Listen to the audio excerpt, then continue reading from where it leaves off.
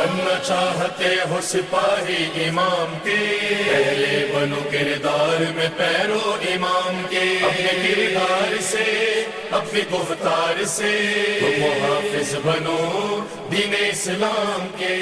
حسبنا اللہ ونعم الوکیل ونعم المولا ونعم النصیر۔ اعوذ باللہ من الشیطان الرجیم، بسم اللہ الرحمن الرحیم۔ الحمد للہ الذی یؤمن الخائفین وینجی الصالحین ویضع المستغفرین وَيُهْلَكُ مَلُوحًا وَيَسْتَخْلَفُ آخَرِينَ، والصلاة والسلام على رسول الثقلين محبوب رب المشرقين والمغربين جد الحسن والحسين نبينا سيدنا أبي القاسم محمد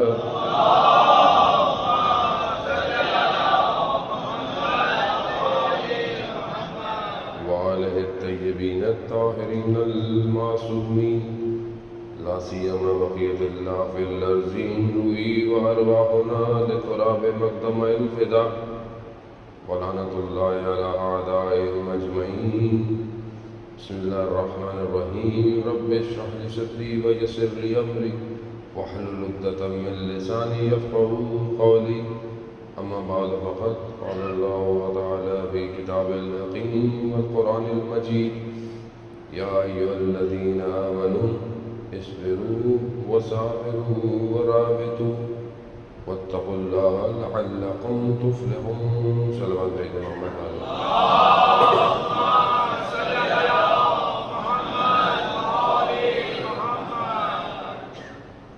عزیزان محترم، ماہ شعبان ہے اور پروردگار نے ماہ شعبان میں جو ہے وہ بہت ساری ولادتیں باسعادتیں ہمیں عطا کی، اور ظاہر ہے خوشیوں کا مہینہ ہے تو ہمیں بھی خوش ہونا چاہیے اور خوش بھی رہنا چاہیے۔ اور سب سے بڑی خوشی اس مہینے کی وقت کے امام کی ولادت ہے، اور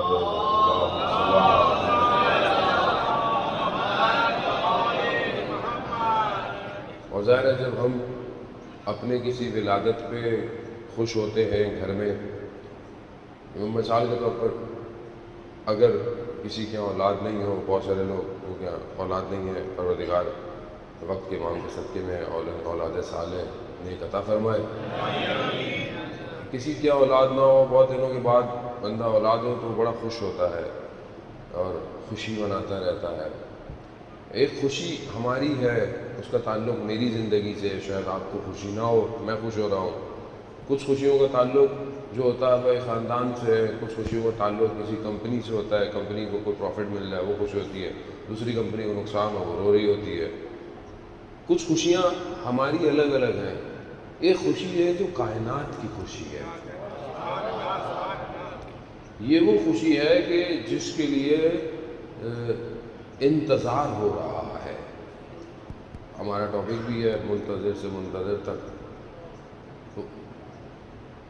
کہ ہم ایک انتظار کر رہے ہیں، ایک وہ ہے کہ جس کا ہم انتظار کر رہے ہیں وہ بھی انتظار کر رہا ہے۔ میں اور آپ ان کا انتظار کر رہے ہیں اور وہ اذن الہی کا انتظار کر رہا ہے کہ کب اللہ کی طرف سے اذن آئے گا تب وہ شخص، وہ ہستی، وہ ذات مبارک ہمارے درمیان میں ظہور فرمائے گی۔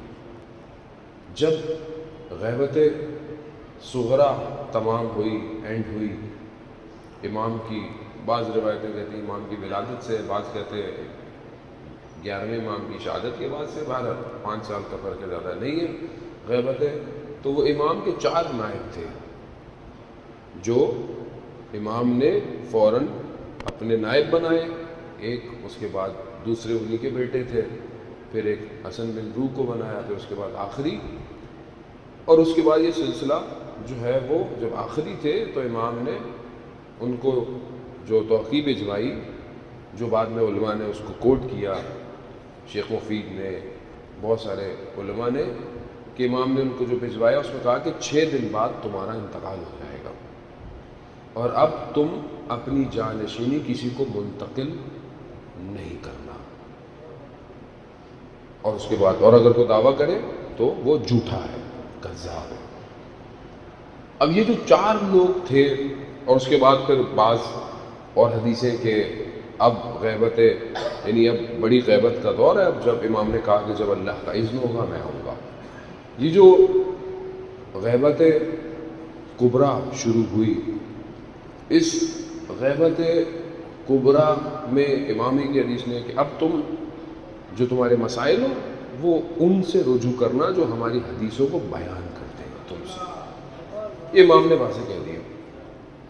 خوب سلسلہ شروع ہوتا گیا، ہوتا رہا، اور 1180 سال سے زیادہ ہو گئے.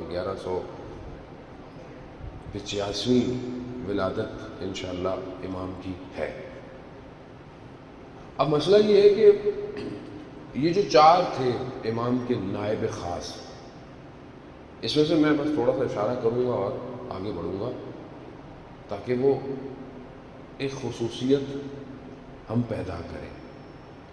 ان میں سے ایک جو تھا، جب انہوں نے اس کو نائب بنایا تو وہ بعض لوگوں کہ ان کو بنایا دوسرے کو کیوں نہیں بنا دیا. ہوتا ہے نا بھائی، ان کو کیوں بنایا، آپ مجھے کیوں بلایا، کسی اور کو بلاتے آپ کہتے نہیں یہ اس وجہ سے بلایا، ان کو بعد میں بلا لیں گے. وہ جو ایک امام کا نائب تھا جس کے بارے میں آپ نے ان کے بھائی کو کیوں نہیں کیا، اس کو کیوں کیا، اس نائب کی خصوصیت کیا تھی؟ اس نائب کی خصوصیت یہ تھی کہ اگر امام اس کی ابا کے اندر بھی ہے تو وہ یہ نہیں بتائے گا کہ امام کہاں ہے. یہ اس کی خصوصیت کہ ابا کے ٹکڑے بھی کر دیے جائیں گے. یہ مثال دی اس نے، یعنی راز جو ہے وہ چاہے اتنا قریب ہو کہ آشکار ہو جائے مگر وہ راز سے پردہ نہیں اٹھائے گا. اور یہ ایک بہت بڑی خصوصیت، آسان نہیں ہے یہ. یا میری جان پہ بن جائے کوئی بھی، میں کہوں بھائی میں نہیں ہوئی یہ تھے. ہمارے یہاں کیا ہے، ہمارے یہ ہوتا ہے ذرا سا پوچھو میں نے تھوڑی کیا تھا، یہ تو مینجمنٹ کا کام تھا، مینجمنٹ کو ٹینشن ہے. نہیں فلانے شخص نے کیا تھا، ہم نے تھوڑی کیا تھا. یعنی کیوں؟ جب آپ کوئی کام کر رہے ہیں تو اچھی طرح پہلے دیکھ، اور حق پہ ہیں تو پھر ڈرنا ورنا کیسا. آج جمعرات تھی، اور یعنی کہ ان سے ہم استفادہ اس لیے کرتے ہیں کہ یہی ہستیاں ہیں جو اس عالم سے اس عالم میں ہمیں بچا رہی ہیں. دعائے کمیل سنی آپ نے. حضرت کمیل امام کے اسرار کو چھپانے والے صحابیوں میں سے تھے. حجاج بن یوسف الثقفی جس نے کتنے اہل بیت کے ماننے والوں کا قتل کیا، اور کتنا وہ خون خوار تھا، حافظ تھا، روزے رکھتا تھا، اور ہر روز ایک اہل بیت کے ماننے والی کی گردن اڑاتا تھا. خون کو روٹی میں ملا کر اس روٹی سے افطار کرتا تھا. یہ جو آج آپ کو نظر آ رہا ہے یہ معاملہ بڑا پرانا ہے، یہ ایسے نہیں ہے، یہ بڑا پرانا معاملہ. اس نے کھلی زندان میں اس نے 1 لاکھ سے اوپر شیعوں کو چھت بھی نہیں تھی، وہ سارے دیوار میں دن میں سایہ لیتے تھے. اس نے کہا کہ کمیل کہاں ہے. اس نے کہا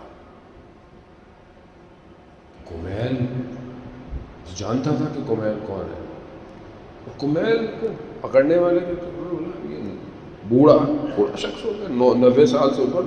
کہا کہ کمیل کو کہاں ڈھونڈے اس ٹائم، اب یہ لائے گا کمیل کو مارے گا، گردن کاٹے گا، محظوظ ہوگا. اب جو کمیل کا قبیلہ تھا انہوں نے جب پوچھا کمیل تو کسی نے بتایا نہیں کہ کمیل کہاں ہے، نہیں بتایا.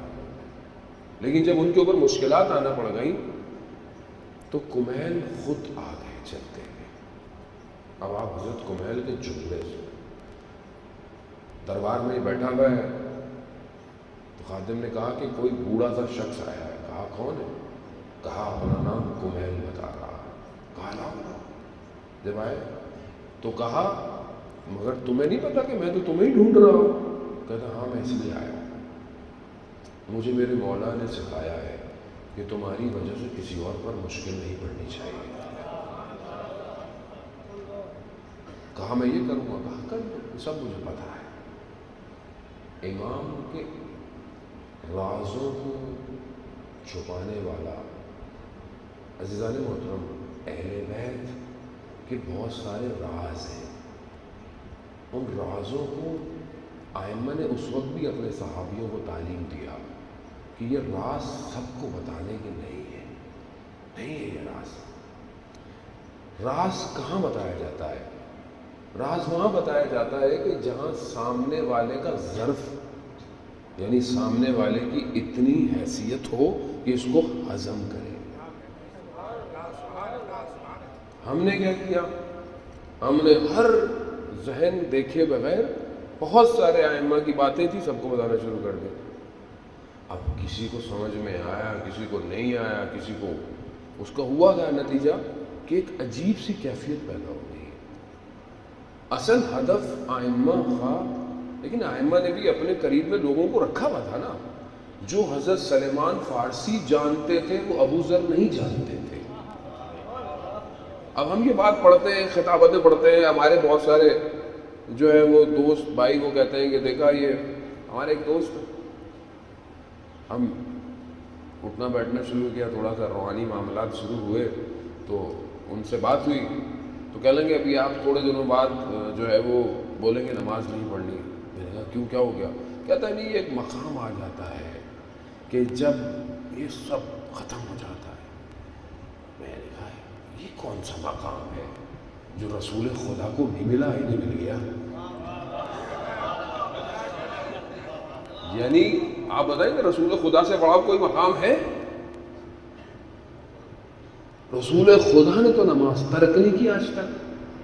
کہا نہیں مقام آ جاتا ہے کہ جہاں پر نماز ختم ہو جاتی ہے، بس عاشق ہوتا ہے، معشوق ہوتا ہے. اس میں کوئی شک نہیں کہ حبیب اور محبوب ہوتا ہے. عشق تو یہی ہے کہ اس نے 5 واجب کی ہیں، 6 میں خود پڑھ رہا ہو. عشق یہ ہے. یہ عشق تھوڑی ہے جو واجب کی ہے وہ چھوڑ دوں میں، اور جو پڑھا ہے اس کو بول رہے ہیں تم کیوں پڑھتے ہو بھائی؟ یہ جو مسجد ہے یہاں پہ تو مولا کو شہید کر دیا، مگر مولا نہیں جانتے تھے کہ مجھے کہاں شہید کیا جائے گا. مولا نے، آپ یقین کریں ہم علتیں نہیں بیان کر سکتے، لیکن علماء اس بات کو بیان کرتے ہیں کہ مولا خانہ خدا میں پیدا ہو کر اور خانہ خدا میں دنیا سے جا کر یہ بتا دیا میں رب کا ماننے والا ہوں. ورنہ ہم نے جو کیا ہوا ہے حال آج اپنے مولا کے ساتھ، یعنی کوئی اور ہی مولا ہے، انہیں رو رہا ہے مولا ہے. رضوان تو بہت ساری باتیں ملائے عام میں کرنے کی نہیں ہے. یا مطلب آپ پہلے ذہنوں کی تربیت تو کریں اتنی کہ بات کو سمجھ سکیں. آج جوان پریشان ہے، اس کو سمجھ ہی نہیں آتا. میرے پاس ایک بڑا پڑھا لکھا ٹائم میں جوان آیا، کہتا مولانا صاحب میری سمجھ میں نہیں آتا. کافی سال پرانی بات کر رہا ہوں. میں نے کہا کیا سمجھ میں نہیں آتا؟ کہا مولانا میری سمجھ میں نہیں آتا خدا ایک ہے یا 14 ہے.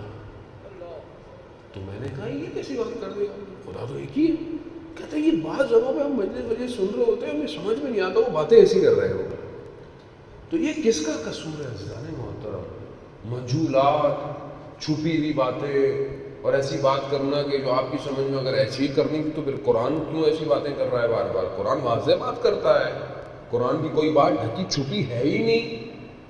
ہر تو اس کے محکمات ہیں، مشابہات ہیں، لیکن اگر کوئی بات سمجھ میں نہیں آتی ہے تو اہل بیت کی روایاتیں حدیثیں بیان کر رہی ہیں اس کو. خود اہل بیت نے کہا کہ اگر ہماری کوئی بات قرآن کے مخالف لگے تو اس کو دیوار میں لے کے مار دینا. امام کی حدیث ہے یہ.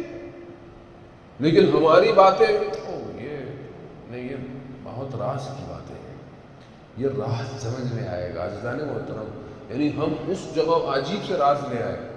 کچھ لوگ جب کچھ حدیثیں ایسی روایتیں آیتیں نازل ہوئی جہاں پہ اللہ کی طرف، خوف کی طرف کی طرف، تو کچھ لوگ اپنا گھر چھوڑ کر جنگلوں کی طرف چلے گئے. رسول خدا کو پتہ چلا کہ انہوں نے گھر بار چھوڑ دیا ہے. تو کہا یہ کیا کیا؟ کہا نہیں ہم بس اب ہم صرف یہ کریں گے. کہا تو یہ اسلام نہیں ہے. اسلام معاشرے میں رہنے کا نام ہے، گھر گرستی کا نام ہے، اولاد کی تربیت، میاں بیوی، شادی، یہ سب اسلام یہی ہے. اور وہاں کچھ لوگ مولا کائنات کے دور کی ایک مسجد میں جمع ہو گئے. اب امام نے پوچھا کون لوگ ہیں؟ کہا مولا بڑے نیک لوگ ہیں. کہا کیوں؟ کہا صرف مسجد میں رہتے ہیں، عبادتیں کرتے رہتے ہیں. تو امام نے کہا تم کو کھانا پینا کون دیتا ہے؟ کہا ہم ہیں نا مولا. تو امام کہتے ہیں اس سے اچھے گلی کے کتے ہیں جو کم سے کم اپنی ہڈی خود تو ڈھونڈتے ہیں. اسلام اجتماعی دین اور کامل دین ہے. اسی لیے اسلام کے اندر آپ جب احکامات دیکھتے ہیں تو ہر چیز کے احکام ہیں.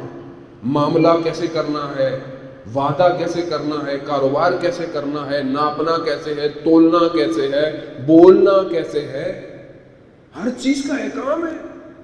اگر یہ احکام نہیں ہوتے تو پھر، اور اتنی خوبصورت بات ہے کسی عالم دین نے کہی کہ اگر ایک جگہ بیٹھ کر ہی زندگی گزارنا بہتر تھا یا کٹ کے معاشرے سے، تو رسول خدا غار حرا سے نیچے ہی نہ اترتے، وہ اوپر ہی بیٹھے رہتے. حضرت جبرائیل آ رہے ہیں، حضرت خدیجہ کھانا لے کے جا رہی ہیں، اور کیا چاہیے؟ نہیں.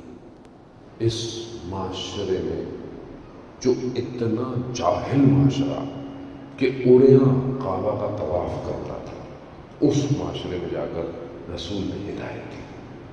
عزیزان محترم، اصل اسلام یہی ہے.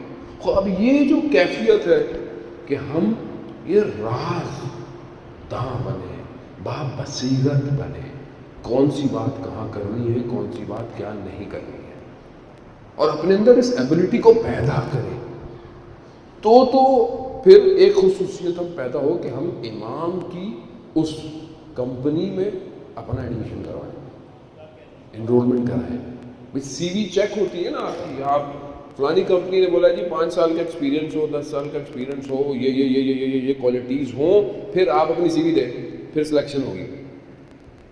اب آپ کسی ملٹی نیشنل میں چلے جائیں، کسی بڑی کمپنی میں چلے جائیں، اب آپ اس میں اپنی سی وی دیتے ہیں تو 5-10 انٹرویو ہوتے ہیں. آخر میں بورڈ آف ڈائریکٹر بیٹھا ہوتا ہے، وہ بیٹھا ہوتا ہے، وہ دیکھتا ہے کہ یہ ہوگا یہ ہوگا. پھر اس کے بعد وہ، اب جو بڑی کمپنیز ہیں وہ تو انٹرویو میں پوچھتی ہیں نئی اسٹریٹجی دے ہمیں آپ ہمارے بزنس کی. یہ بھی آج کل دنیا میں ہے، وہ نئی اسٹریٹجی لے کے بعد آپ کو بھگا بھی دیتے ہیں. تو آپ کو طریقہ آنا چاہیے کہ ان کو اسٹریٹجی بھی کیسے دینی ہے. اب آپ بولیں گے مولانا آپ کو بڑا پتہ ہے کمپنیوں کا. وہ میرے سے غلطی یہ ہو گئی کہ میں نے حوضے پہ جانے سے پہلے MBA پڑھ لیا تھا، تو مجھے سب پتہ ہے. اب وہ کیا کرتی ہے، وہ دیکھتی ہے کہ یہ جو شخص ہے یہ ہمارے لیے کتنا فائدہ مند ہے. یہ چھوٹی سی کمپنی اور پورے 5 کانٹیننٹ میں ہوگی، پھر بھی چھوٹی ہے. اور جو کمپنی کائنات کی ہے، جس کا CEO کائنات کا مالک ہو، اور جس کی حکومت پوری دنیا میں بنے گی، اس کے لیے کتنی محنت کرنی ہے CV دینے کے لیے، کتنی محنت ہے، کتنا میں سوچ رہا ہوں. بس تو بات ہے کہ آیا میں سوچ رہا ہوں، آیا میں کیا ایسا سوچتا ہوں کہ میں امام زمانہ کے کسی کام آؤں گا؟ کیا میں کر رہا ہوں؟ یا میں باپ ہوں، میری اولاد ہے، میں اپنی اس اولاد کی ایسی تربیت کر رہا ہوں کہ کل کو اس کا ہم اور غم امام زمانہ ہو. زندگی سب کچھ کر رہا ہوں. کیا میں اس کے اندر خصوصیات، اب ہمیں دیکھیں بڑا آسان ہوتا ہے. اچھا دیکھیں مسئلہ میں بریکٹ میں بات کروں گا، معاشرے کے مسائل ڈسکس نہیں کریں تو پھر کیسے مسئلہ حل ہوگا. ہمارا مسئلہ یہ ہے کہ ہم لوگ، میں آپ سے بار بار دستبستہ گزارش کرتا رہوں گا، ہمیشہ کہتے رہوں گا کہ دیکھیں اپنی انرجی کو ان چھوٹی موٹی چیزوں میں ضائع نہ کریں کہ اس نے یہ کہہ دیا، اس نے یہ کہہ دیا، اس کا یہ ہو گیا. یہ دشمن آپ کو ڈسٹریکٹ کرنا چاہتا ہے.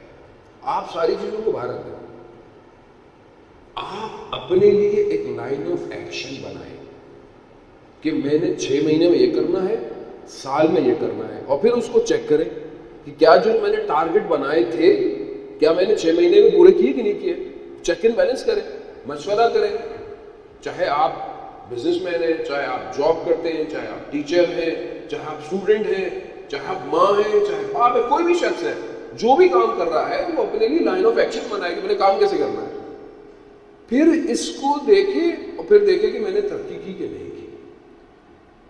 دشمن چاہتا ہی یہی ہے کہ ہمیں ان پروپیگنڈوں میں، ان چیزوں میں ہماری انرجی، دیکھیں انرجی آپ سب کے اندر ہے، سب کے اندر اللہ، جو صلاحیت اللہ نے بل گیٹس میں رکھی ہے، جو مائکروسافٹ کا آنر ہے، وہ صلاحیت آپ اور میرے اندر بھی ہے. جو صلاحیت اللہ نے آیت اللہ عظمیٰ بہجت کے اندر رکھی، وہ صلاحیت میرے اور آپ کے اندر بھی ہے. اب بعض اوقات ویسٹرن کی زیادہ مثالیں دے دو تو پبلک گھبرا جاتی ہے، اس لیے ساری مثالیں دینی پڑتی ہیں. ہمارے استاد نے خود کہا جب آیت اللہ عظمیٰ بہجت رضوان اللہ تعالیٰ علیہ کہ آج شب جمعہ بھی ہے، صلوات بھیج دیں ان کے لیے.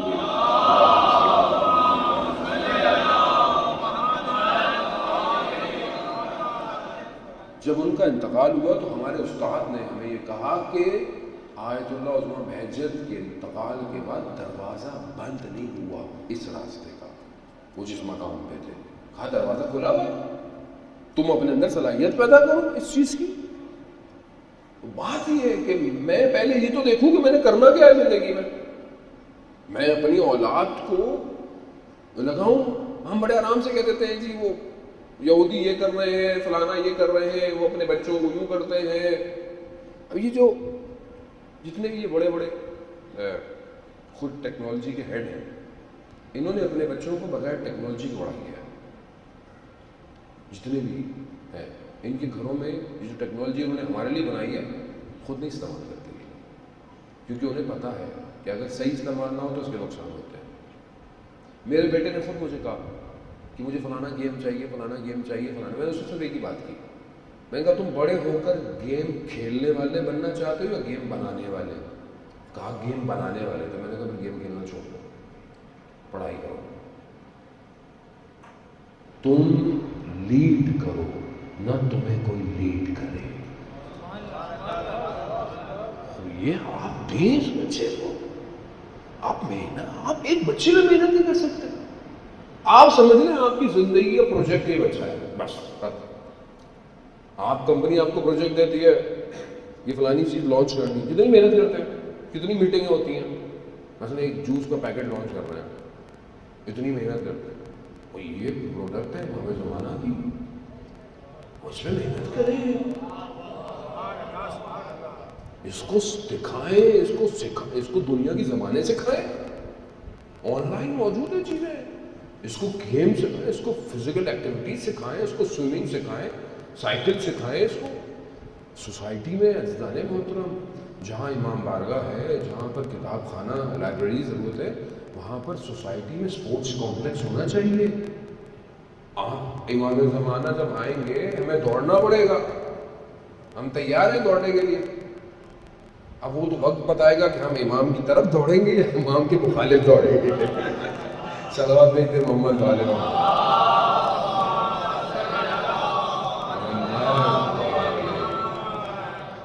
یہ انتظار ایسے کیا جائے، نہ کہ ہاتھ پہ ہاتھ کر کے بیٹھے ہوئے انتظار کر رہے ہیں مولا آئیں گے، مولا آ جائیے. مولا نے تو آنا ہے، خدا کا وعدہ ہے، کب آئیں گے وہ بھی خدا جانتا ہے. لیکن میں کیا کر رہا ہوں، میں مر جاؤں، اور دعائے عہد میں ہم پڑھتے ہیں کہ میں مر جاؤں تو مجھے اٹھایا جائے. لیکن کس کو اٹھایا جائے گا؟ وہ جو واقعاً اس طرح زندہ رہ رہا ہوگا. خود امام خمینی کہتے ہیں کہ 40 دن دعائے عہد پڑھے. علماء کرام بھائی 40 دن جو دعائے عہد پڑھتا ہے اسے قبر سے اٹھایا جائے گا. پڑھیں، لیکن جب آپ دعائے عہد پڑھیں گے تو پھر زندگی میں بھی تو عہد ہو، پھر زندگی بھی ویسے ہی گزر رہی ہو جیسے امام چاہتے ہیں. بڑے بڑے لوگ جو اس ٹائم عزیزان محترم جو دنیا میں کام کر رہے ہیں، کامیاب ہیں، ان کی ایک خصوصیت میں آپ کی خدمت میں بیان کر رہا ہوں. ایک خصوصیت، اور وہ خصوصیت کیا ہے؟ وہ یہ کہتے ہیں کہ ہم اس طرح زندہ ہیں اور وہ کام کر رہے ہیں جو ظہور میں کام کرنے چاہیے. یعنی کیا؟ یعنی وہ یہ نہیں دیکھ رہے کہ ظہور ہوگا تو کریں گے، نہیں، وہ اپنے آپ کو ظہور میں دیکھ رہے ہیں، ویسے کام کر رہے ہیں. یعنی میں اپنی زندگی میں کیا کر رہا ہوں، میں نے کل آپ کی خدمت میں عرض کیا علی ابن میزار کا امام نے کیا کہا صبح شام تمہارے اعمال ہمیں پہنچ رہے ہیں، صبح اور شام. کلام بڑا بہترین کہ امام جو ہے وہ انتظار کر رہے ہیں. اسی کلام سے میرے ذہن میں بیٹھا ہوا تھا تو واقعہ آ رہا ہے کہ ایک واسطے سے بیان کر رہا ہوں. ایک عالم تھے، انہوں نے بس 1-2 واسطے درمیان میں، زیادہ واسطے بھی نہیں. انہوں نے کہا کہ رمضان میں امام زمانہ سے ملاقات ہوئی. امام کی آنکھیں چھوٹی چھوٹی ہوئی ہوئی تھی. تو کہا مولا یہ آپ کی آنکھوں کو کیا ہو گیا ہے؟ کہا گریا کر کے. گریا میں بات کر رہے ہیں. کہا گریا کر. کہا مولا کس چیز کو گریا؟ کہا مجھے دوسروں سے تو امید نہیں ہے زیادہ، مجھے تو ان سے امید ہے جو اللہم اجل کی دعائیں کرتے ہیں، مجھے تو ان سے امید ہے. لیکن جب ان کے اعمال مجھ تک پہنچتے ہیں تو میں گریا کرتا. حضرت محترم یعنی میں چھوٹا سا طالب علم، میں نے اپنی زندگی میں حد الامکان کوشش کی ہے، باقی اللہ بہتر جانتا ہے دلوں کے حال کو بھی، اور اللہ ہی مدد کرتا ہے، کہ میں کوئی ایسا کام نہ کروں کہ جس سے میں امام کو خوش نہیں کر سکتا، اگر تو کم از کم امام کو رلاؤں نہیں. میں کوئی بھی انسان ہوں، میں کوئی فرشتہ تو نہیں ہوں، میرے سے بھی غلطی ہوتی ہے. مجھ سے جب بھی کوئی غلطی ہوتی ہے جانے محترم، میں اپنی غلطی پہ شکر ہے اس کا کہ میں شرمندہ ہوتا ہوں، کیونکہ وہ اس کا کرم ہے کہ میں شرمندہ ہوتا ہوں. لیکن اور جس کے ساتھ اگر کوئی غلطی ہو جائے تو میں اس سے بھی معافی مانگتا ہوں. لیکن جو مجھے سب سے زیادہ شرمندگی ہوتی ہے وہ اپنے امام کے امام سے ہوتی ہے کہ میرا مولا مجھے دیکھ رہا ہے اور مجھے کہتا ہوگا یہ میرا ماننے والا ہے. اللہ اکبر. اس ذریعے محترم واقعہ میں پہلے کئی دفعہ پڑھ چکا ہوں، انشاءاللہ آپ لوگ جو حاضرین ہیں انہوں نے نہ سنا ہو. آیت اللہ حسن زادہ عاملی جو بہت بڑے عالم دین ہیں، مریض ہیں، خدا ان کو شفا کاملہ اور عاجلہ عطا فرمائے. وہ گرمیوں میں کم سے باہر چلے جاتے تھے سرد علاقوں میں تاکہ درس جاری رہے. تو ان کے داماد نے یا بیٹے نے واقعے کو بیان کیا کہ وہ وہاں پہ تھے تو بچے شور کر رہے تھے گھر کے. بچوں نے شور کیا تو انہوں نے بچوں کو ڈانٹا. اچھا وہ آیت اللہ ہے، ان کا ڈانٹنا اور میرے ڈانٹنے میں بڑا فرق ہے، مگر انہوں نے ڈانٹا. جب انہوں نے ڈانٹا تو انہیں احساس ہوا کہ یہ کام صحیح نہیں. وہاں سے بس پکڑی اور تبریز پہنچے جہاں ان کے استاد رہتے تھے، آیت اللہ حسن الہی طباطبائی جو علامہ طباطبائی کے بھائی ہیں. جیسے ہی انہوں نے دروازہ کھولا اندر آئے، انہوں نے خود کہا کہ رات کو میرے خواب میں استاد آئے تھے. کون استاد؟ آیت اللہ قاضی طباطبائی جو نجف میں.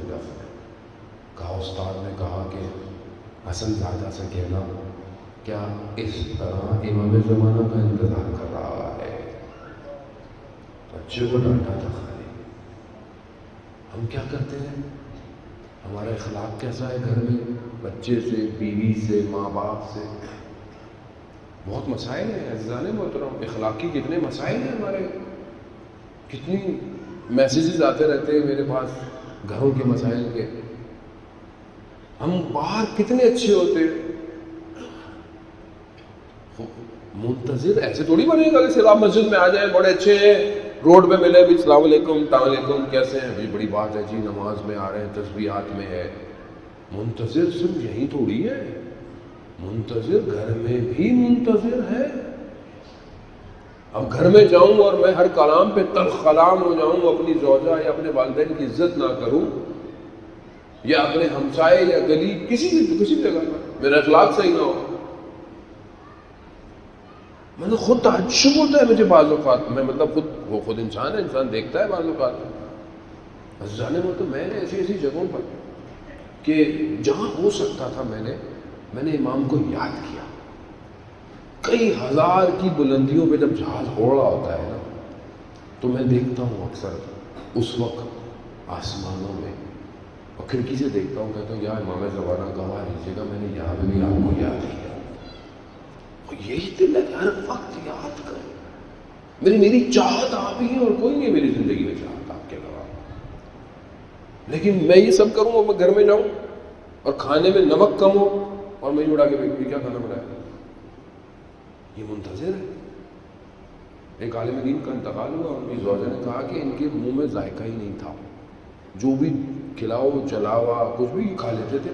تو دوسرے عالم دین نے کہا نہیں ایسا نہیں ہے، ذائقہ تھا، آپ کے دل کا خیال رکھتے تھے. کیوں؟ پیکر ہے اخلاق. یہ جو بہت مشہور کتاب معراج السعادہ، اردو میں بھی یقیناً اس کا ترجمہ ہوا ہے، بڑی اخلاق کی کتاب ہے.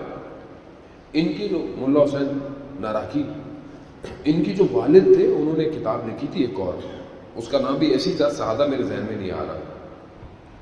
انہوں نے وہ کتاب عربی میں لکھی اور وہ کتاب حوزے کے نجف کے حوزے میں بھی گئی، لوگوں نے پڑھی. بہت اچھی کتاب، اخلاق کی کتاب، اخلاق کیسے ہونا چاہیے. جب یہ زیارتوں پہ گئے عتبات عالیہ نجف کربلا، تو جب وہاں پہنچے تو وہاں علماء کو پتہ چلا کہ یہ آئے ہوئے ہیں. تو لوگ ملنے آئے کہ ایک تو عالم دین تھے، پھر اتنی اچھی کتاب تھی وہاں پہنچی ہوئی تھی، تو لوگ ملنے آئے. اگر کوئی نہیں ملنے آیا تو ایک عالم ملنے نہیں آیا.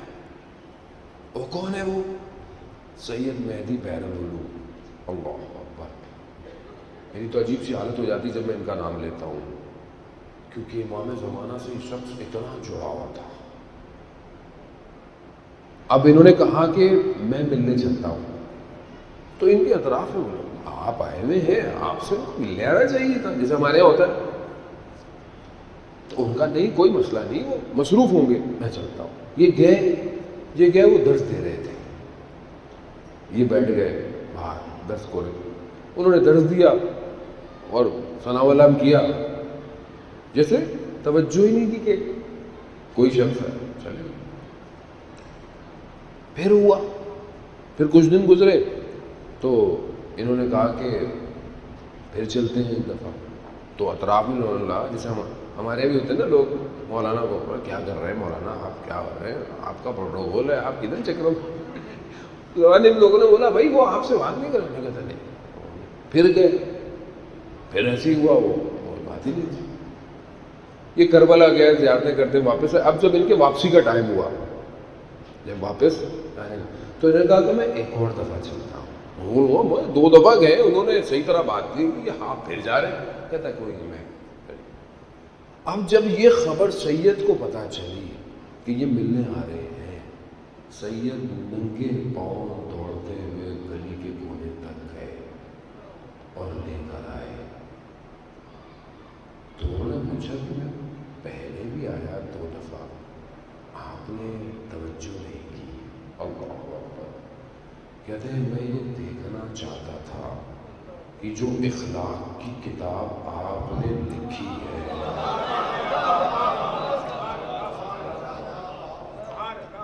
وہ اخلاق آپ کے اندر بھی ہے یا نہیں ہے.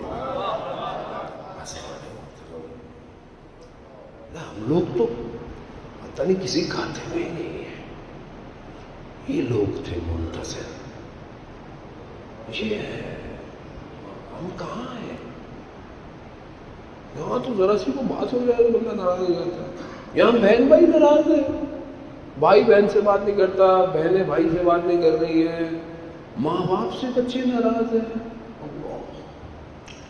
ذرا سی کوئی بات ہو گئی میاں بیوی میں، کوئی کیا باتیں باتیں ہیں ہی نہیں جس پہ ہم لوگ ناراض ہوتے ہیں. ٹھیک ہے اپ اینڈ ڈاؤن ہر چیز ہوتی ہے، یہ کوئی باتیں ہیں جس سے لوگ گھر تباہ کر رہے ہیں اپنے. کیوں؟ وجہ کیا ہے؟ وجہ یہ ہے کہ ہدف مشخص نہیں ہے. زندگی کا مقصد کیا ہے؟ زندگی کا مقصد جب بڑا ہوتا ہے تو چھوٹی موٹی چیزیں اگنور کر دیتا ہے. اب میں نے جس روڈ پہ جانا ہے، میرا مقصد امام باڑہ کا پہنچنا ہے. رستے میں ٹریفک جیم ہے، بھیڑا آ گیا، کچھ ہو گیا، کوئی ایک جگہ 4 لوگ جمع ہوئے ہیں، یا مثلا ایک دکان والا کہہ رہا ہے سیل لگی ہوئی ہے، سیل لگی ہوئی ہے، یہ خرید دو یہ خرید دو. اب میں ہر جگہ رکتا جاؤں، جھگڑا کیسا تھا، کیوں تھا، یہ کیا بیچ رہا ہے، یہ کیا ہو رہا ہے. تو بولیں گے کون صاحب جانا تھا؟ میں نے کہا پتہ ہی نہیں کہاں جانا ہے. تو بولے مولانا صاحب جب یہ کیسے ہو سکتا ہے کہ کوئی مقصد ہی نہیں ہے کہیں تو جانا ہوگا؟ نہیں، جب ہدف واضح ہے کہ یہاں پہنچنا ہے تو یہ سب اگنور ہو رہا ہے. جب ہدف واضح ہے کہ میں نے خدا کی طرف جانا ہے، خدا کے پاس جانا ہے، تو مجھے ان چیزوں کو اگنور کرنا ہے جو مجھے روک رہی ہیں اس تک جانے کے لیے. اور اس خدا تک جانے کے لیے ظاہر ہے اس ٹائم جو مہم چیز ہے وہ ولی الزمان ہے. وہ جو زمانے کا ولی ہے اس کی نصرت بہت مہم ہے، اس کی رضا بہت مہم ہے. وہ راضی ہے مجھ سے، امام مجھ سے راضی ہے کہ نہیں راضی ہے؟ اگر تو میرا عمل میرے امام کو راضی کر رہا ہے اور اگر نہیں کر رہا ہے تو یہ میرا. تو عزیزان محترم، ہمیں یہ جو سفر کرنا ہے، یہ میں چھوٹی چھوٹی سی چیزیں آپ کو بتا رہا ہوں، میرے پاس اتنا علم ہے نہیں. چھوٹی چھوٹی چیزیں آپ کو جو علماء سیکھی ہوتی ہیں بتاتا ہوں کہ ہم ان کو صحیح کریں. یہ جو گھر کا مسئلہ ہے یہ بہت مہم ہے. لوگ باہر دین ڈھونڈ رہے ہوتے ہیں کہ دین یہ کر لیں وہ کر لیں، مسجد بنوا دی فلانا، اچھی بات ہے، سارے کام کریں. مجلس کرا دو، بہت بڑی مجلس ہو، بہت اچھی بات ہے. نیاز دیں، بہت اچھی بات ہے، جتنی آپ کر سکتے ہیں امام کے لیے کریں. لیکن آپ گھر میں یہ بہت مہم ہے. کتنے بڑے صحابی تھے، بار بار مجھے یہ واقعہ پڑھنا پڑتا ہے. کتنے بڑے صحابی تھے کہ رسول خدا جنازہ خود اٹھا رہے ہیں، خود اٹھا رہے ہیں، کبھی دائیں کبھی بائیں کبھی پیچھے. تو صحابیوں نے بولا بعد میں کہ یا رسول اللہ یہ کیا کر رہے تھے آپ؟ کہا جہاں جہاں سے جبرائیل جنازہ اٹھا رہے تھے میں بھی وہیں سے اٹھا رہا تھا. یعنی یہ دفنایا رسول خدا قبر کے اندر. تو اس صحابی کی ماں نے کہا کیا خوش قسمتی ہے تمہاری. رسول خدا نے کہا کہ جلدی مت کریں، میں قبر میں عذاب دیکھ رہا ہوں. اللہ اکبر. کیوں؟ کہا یہ شخص گھر میں بد کلام تھا. کتنا امپورٹنٹ مسئلہ ہے. آپ گھروں کو دیکھیں نا، اہل بیت کے کیسے گھر ہے، کیسے گھر ہے. ہم تو گھر کی بات ہی نہیں کرتے کہ رسول خدا گھر میں کیسے تھے، بی بی سیدہ گھر میں کیسے تھی، حضرت علی گھر میں کیسے تھے. وہ یہاں سے سیکھیں گے تو امام زمانہ تک پہنچیں گے. یہی سیکھیں گے نہیں، یہاں سے جب گھر کی بات سیکھیں گے نہیں تو امام زمانہ کا گھر تو وہی اہل بیت کا گھر ہے. وہ اول محمد، اوسط محمد، آخر محمد ہے. وہ وہاں وہی ہے. وہ گھر میں کیسے؟ رسول خدا گھر میں داخل ہوتے ہیں، مولا کائنات دال صاف کر رہے ہیں. ابھی ہم دال صاف کریں گے، ابھی ہم یہ کام کریں گے، یہ تو ہمارے تو یہ ختم نہیں ہوتا. مشرقی سائٹ پہ تو یہ بڑا مسئلہ ہے کہ میرا بھائی بہت پہلے زیارت پہ آیا، میں حوضے میں تھا جب. خیر ابھی بھی پوری کوشش کرتا ہوں جتنا بھی ٹائم ملے میں حوضے میں ہی رہتا ہوں. اس نے دیکھا کہ میں گھر کے کام کر رہا ہوں. اس نے مجھے کبھی کام کرتے ہوئے نہیں دیکھا. میں کبھی کام کیے نہیں میں نے زندگی میں. نوابوں کی طرح گھر والوں نے بولا مجھے کچھ نہیں پتا تھا شادی تک آلو کتنے روپے کلو ہے، مجھے نہیں پتا تھا. سب بنایا گھر والوں نے سب. اس نے دیکھا یہ گھر کے کام کر رہا ہے، وہ بڑا پریشان ہوا. اس نے بولا یہ کیا ہے؟ میں نے کہا بھائی یہی ہے، اگر کسی باہر کمال پہ پہنچنا ہے تو پہلے گھر پہ کمال پہ پہنچو. اب اس کا مطلب فیمنزم کی سپورٹ نہیں ہے قطن کہ آپ بولے کہ آپ کا تین کا ساتھ دے رہے آپ سب کر جائیں تو چلا آج آپ کی گھر والے بولے بھائی آج آپ تو ہم کچھ نہیں کر رہے، آج آپ نے کام کرنا. نہیں، ہر کسی کا ایک اپنا کام ہے. جب رسول خدا نے ان دونوں کو مولا کائنات اور بی بی کو جب کام سپورٹا تو کیا کام کا کہ علی آپ کا کام باہر کا ہے، بی بی آپ کا کام گھر کا ہے، لیکن کام میں ایک دوسرے کی مدد کرنی ہے. اور جب وہ صاف کر رہے تھے تو رسول خدا کی حدیث ہے، بہت طولانی حدیث ہے. کہا کہ جو شخص گھر میں اپنے گھر والوں کی مدد کرتا ہے اس کو پتہ نہیں کتنے شہیدوں کا کتنے حجوں کا ثواب ملتا ہے. تو کم از کم کوئی نہیں کچھ نہیں کر سکتے تو جو پلیٹ میں آپ خود کھاتے ہیں اس کو تو دھو لیں کم از کم جا کے. میری وائف نے یہ لائف سن لیا تھا میں جا کے سارے برتن دھلوائیں گی میرے سے. عزیزان محترم خوب اچھی بات ہے. آپ اپنی طرف سے ٹھیک ہے، آپ ٹریفک میں پھنستے ہیں، میں بھی پھنستا ہوں، میں دیکھ رہا ہوں کیا حال ہوتا ہے. آپ فرسٹریٹڈ ہوتے ہیں، آپ تھکے ہوئے ہیں، 100 مسائل ہیں باہر زندگی کے. لیکن گھر ایسا ہو کہ جب آپ گھر میں انٹر ہو تو آپ کو سکون ملے، تسکین ہو، خوشی ہو کہ میں گھر آ رہا ہوں. اور گھر والوں کا بھی ہدف، خواتین کا، ماں کا، بیوی کا، بچوں کا، کہ اگر ایک شخص گھر کا کمانے والا تھکا ہوا آیا ہے تو ہم اس کے لیے گھر کو ایسا فراہم کریں کہ اس کی تھکاوٹ دور ہو جائے، نہ کہ ابھی وہ انٹر ہوا نہیں تو شروع یہ وہ بچہ کہتا ہے کہ میں نہ ہی آتا تو اچھا تھا یار، یا اتنی دیر سے آؤ کہ سارے سو جائیں. تو ایسا نہیں کریں عزیزان محترم. یہ پہلا اسٹیشن ہے امام زمانہ تک پہنچنے کا، یاد رکھیے گا. یہ پہلا اسٹیشن ہے نا. آپ ٹرین پہ ٹریول کرتے ہوں گے، پہلا اسٹیشن، دوسرا اسٹیشن، آپ کہتے ہیں ہاں ابھی اتنے اسٹیشن رہ گئے ہیں، اب ہم منزل پہ پہنچ رہے ہیں. یہ پہلا اسٹیشن ہے اور اس کا مضبوط ہونا بہت ضروری ہے. اس سے آپ کی گاڑی گزرے گی تو آگے جائے گی. ہماری گاڑیاں یہیں پھنسی ہوئی ہیں، ہم نکل ہی نہیں پا رہے یہاں سے. ہم بہت عبادت کرتے ہیں، جمع ہو کر دعائیں کرتے ہیں، گھر جاتے ہیں ساری عبادت ضائع. ایک جملہ ضائع کر دیتا ساری عبادت. آیت اللہ قاضی طباطبائی کے جو ایک شاگرد تھے ہاشم حداد، حداد کہتے ہیں لوہار کو، عالم دین نہیں تھے، شاگرد تھے ویسے. اور ان کے بارے میں آیت اللہ حسن تہرانی فرماتے ہیں اپنی کتاب روح مجرد میں کہ وما ادراک ما حداد، تم حداد کو درک نہیں کر سکتے کہ حداد کیا تھا. اس مقام پہ لوہار تھے، خالی لوہار، یعنی لوہے میں جو بٹیاں جلائی جاتی تھی لوگ پکڑ کے چیزوں سے، وہ اس جلدی کھولتے ہوئے لوہے کو یوں اٹھا لیا کرتے تھے. تو ان کے استاد نے بولا کہ ایسے نہیں کیا کرو، لوگ پتہ نہیں کیا سمجھنے لگیں گے. وہ جب گھر جاتے تھے درس سے تو ان کی زوجہ کلام اتنا ان کو بولتی تھی، بیچارے تنگ آ جاتے تھے. تو اپنے استاد کے پاس آیا کہ میں کیا کروں. کہا تمہارا امتحان ہی یہی ہے، برداشت کرو. ایسے ہی ایک دن گھر گیا، انہوں نے اتنا بولا چھت پہ چڑھ گیا. پھر اتنا بولا یہ بھاگ گیا. کربلا میں رہتے تھے، کربلا ابھی ڈیولپ ہو گیا، اس جنگل تھا سائڈ میں. کہتے ہیں بھاگتے بھاگتے جنگل میں پہنچے تو دیکھا کہ اپنے ساتھ برابر میں کوئی بھاگ رہا ہے. کون؟ نفس تجرد کر چکا تھا. نفس تجرد یعنی خود اپنے اندر سے نکل کے اپنے آپ کو خود دیکھ رہے ہیں. مقامات ہیں ہمارا اعتبار، ہم بھی بات سی چیزوں کو سمجھ نہیں پاتے. اس مقام پہ پہنچ گئے. کیوں؟ امتحان یہی تھا. بس یہ دونوں کا امتحان ہے. نہیں صرف بیوی ایسی ہوتی ہے، خدا شوہر بھی ایسے ہوتے ہیں. وہ آپ کو تعامل کرتی ہیں، آپ ان کو تعامل کرتے ہیں. یہ بہت امپورٹنٹ ہے. بچہ ذرا سا غلطی کر دے تو ہم نے تو لگا دی، اس کو بھگا دیا. بات کریں بچے سے، سمجھائیں اس کو، ڈسکس کریں. ہم کتنا اپنے بچوں کے ساتھ گھر میں ٹائم گزارتے ہیں، کتنا. بیٹا اسکول میں کیا ہوا پوچھتے ہیں، آج کیا کیا آپ نے. اگر یہ بیچارہ آ کے بتانا بھی چاہے تو ہم کہتے ہیں ہمارا ہاتھ میں فون لگا ہوتا ہے، یہاں فون لگا ہوا ہے، یا یوں ہے، یا یہ جو ہمارے مسائل آج کل تو یہی زیادہ ہے. ہاں ٹھیک ہے ہاں. وہ دیکھ رہا ہے کہ یہ مجھے تو اہمیت نہیں دے رہا میرا والد، اور یہ اس کو زیادہ اہمیت دے رہا ہے. تو کیا اس کی تربیت ہونی چاہیے. اور یہ بتانا بھی چاہے تو ہم کہتے ہیں نکلو بیٹا، کیا تم کیا سن.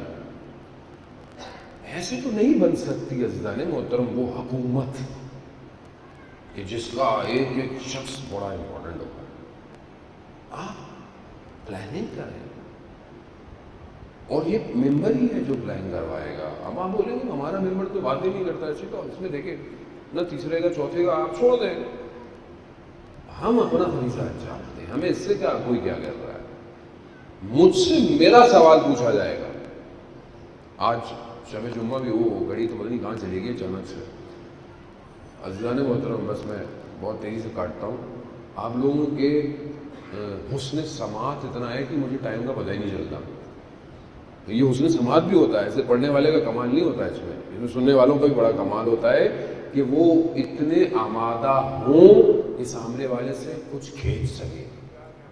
تو شب جمعہ بھی ہے، بس میں اس بات کو کہوں کہ عزیزان محترم سب نے مرنا ہے، ہم نے بھی مرنا ہے. آج ہمارے مرحومین ہیں، شب جمعہ ہے، شب مغفرت ہے، شب دعا ہے، کرنی چاہیے، مرحومین کے لیے فاتحہ دینا چاہیے۔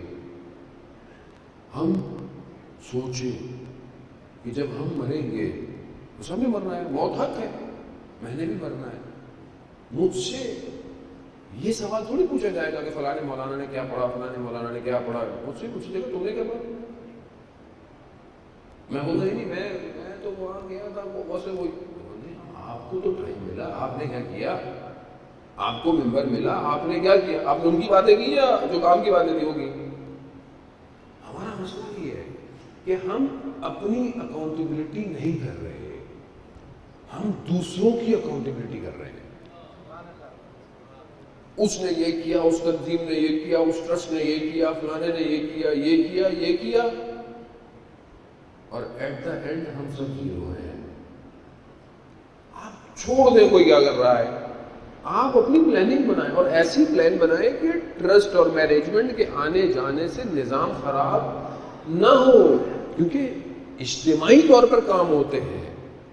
شخصیت کام انیشیٹ کرتی ہے، کام اجتماع کرتا ہے۔ آپ ایسا سسٹم بنا کے جائیں کہ لوگ آتے جاتے رہے، اور یہ کل کو جوانوں میں جب چیز منتقل ہو تو یہ بہت اچھی سوسائٹی ہو، اتنی بہترین سوسائٹی، اتنی پرانی سوسائٹی جس کا نام یہ ہے کہ اب اس کے نام پہ کئی سوسائٹیاں اور بن چکی ہیں۔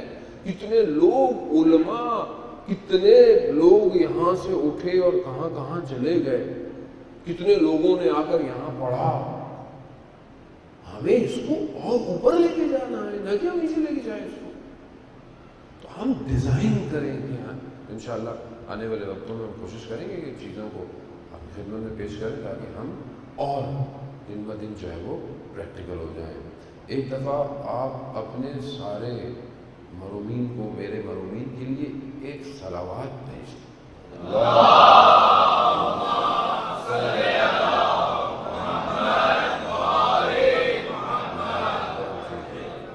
آپ کی یہ صلوات بالکل اسی لمحے ان سب کی قبروں کے اندر ایک کھڑکی کھول کر چلی گئی ہے، اور ان سب کو یہ خوشی ہوئی ہوگی کہ آپ سب نے انہیں یاد کیا ہے۔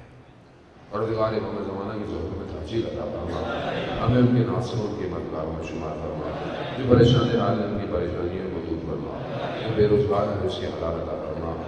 بہت سارے لوگ نے مجھے فون بھی کیا ہے، بیمار بھی ہیں، التماس سے دعا پائے، وینٹیلیٹر پر ایک بچی ہے پیدا ہوئی ہے، اور بھی لوگ بہت سارے مریض ہیں، آپ کے جو مریض ہیں حاضرین میں کی فیملی میں، آپ کے ہمسائے، پروردگار امام سجاد کے صدقے میں سب کچھ شفا کاملہ اور عاجلہ عطا فرما، جو مقروض ہیں ان کے قرضوں کو غائب سے عطا فرما۔ پروردگار ہم سب کو مل کر بہترین طریقے سے امام زمانہ کا منتظر بننے کی توفیق عطا فرما، ہماری سوسائٹی میں، ہماری کمیونٹی میں آپس میں محبت اور اتفاق کی فضا قائم کرنے کی توفیق عطا فرما۔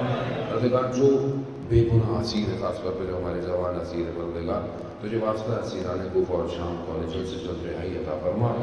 پروردگار ہمارے ملک کو، پاکستان کو عزت اور استحکام عطا فرما، اس کے دشمنوں کو نیست اور نابود فرما۔ جو قوم آزادی کی جنگیں لڑائی ہیں، پروردگار انہیں جلد سے جلد اپنے مقصد میں کامیاب عطا فرما۔ علماء حقہ اور جو بھی دین کی خدمت کر رہا ہے، پروردگار ان کو طول عمر اور سلامتی عطا فرما۔ اللہم ارزقنا زیارت حسین فی الدنیا و شفاعتہ فی الآخرہ، صلی اللہ علیہ وسلم۔